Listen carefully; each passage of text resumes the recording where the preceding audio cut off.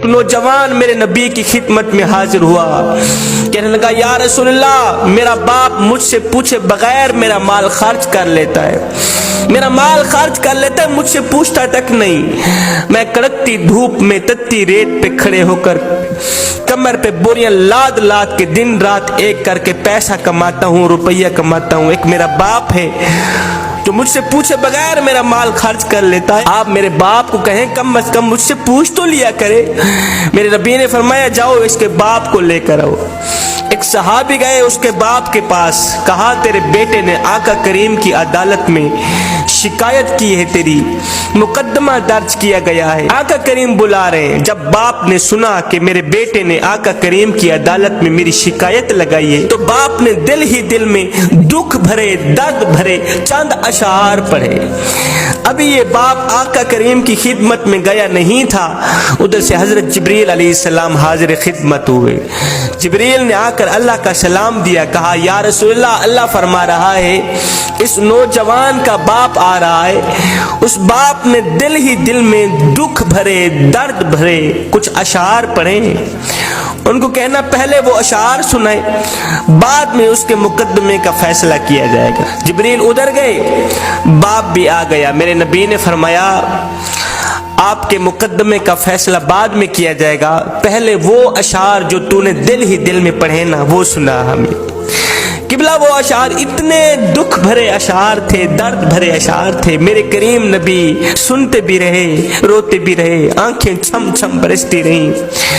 اب اس باپ نے وہ دکھ بھرے اشعار سنائے جس کا ترجمہ یوں تھا، کہنے لگا او میرے بیٹے، جب سے تو پیدا ہوا تھا ہم نے اپنی ذات کے لیے جینا چھوڑ دیا۔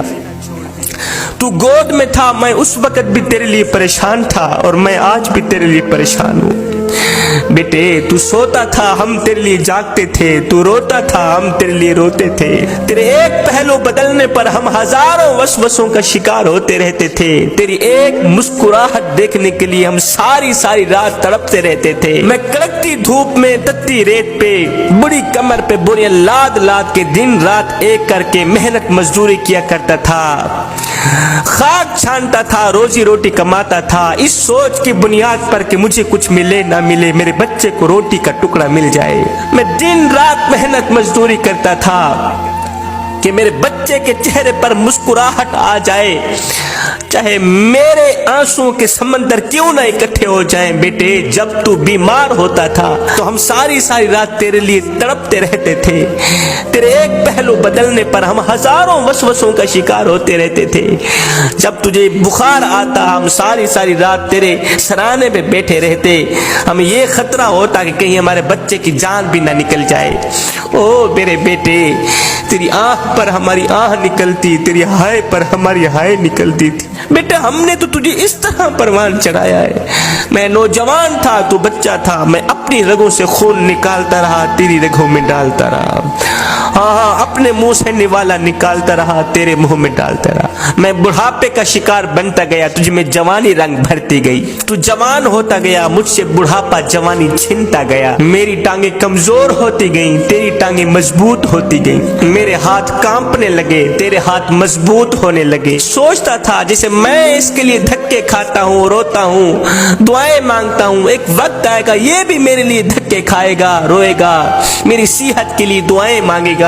بیٹا میں سوچتا تھا جیسے میں نے تجھے پالا ہے ایسے تو بھی مجھے پالے گا، تو چھوٹا تھا میں تیری انگل پکڑ کے چلا کرتا تھا، میرا ایک خواب تھا جب میں بوڑھا بن جاؤں گا، جب یہ جوان ہو جائے گا تو یہ میری انگل پکڑ کے مجھے سہارا دے گا۔ میں سوچتا تھا جیسے میں نے تجھے پالا ہے ایک وقت آئے گا تو بھی مجھے پالے گا، لیکن بیٹے تیرا لہجہ بدل گیا، تیری آنکھ بدل گئی، تیرے تیور بدل گئے، تو ایک دم مجھے گور کے دیکھنے لگا، تیری آنکھیں ماتھے پہ چڑھ گئی، تو مجھے یوں سمجھنے لگا جیسے میں تیرا نوکر ہوں، تو مجھے یوں سمجھنے لگا جیسے میں تیرا زر خریدا غلام ہوں۔ بیٹے جب سے تو نے مجھے نوکر سمجھا، جب تو نے مجھے زر خریدا غلام سمجھا تو میں نے اپنی 30 سالہ زندگی کو جھٹلا کے رکھ دیا، یہ کہتے ہوئے کہ ہاں ہاں میں باپ نہیں میں نوکر ہوں، میں زر خریدا تیرا غلام ہوں، میں غلام تو مالک، میں نوکر تو آقا۔ بیٹے یہ تو بھول گیا کہ میں نے تجھے کس طرح پالا ہے، تیرے لیے کتنا جاگا،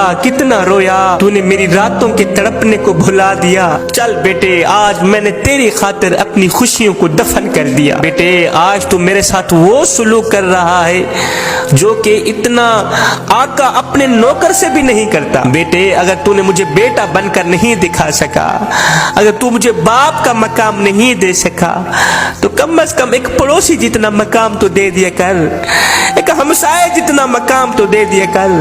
وہ پڑوسی بھی پڑوسی کا حال چال پوچھ لیتا ہے, ہمسایہ بھی ہمسائے کا حال چال پوچھ لیتا ہے.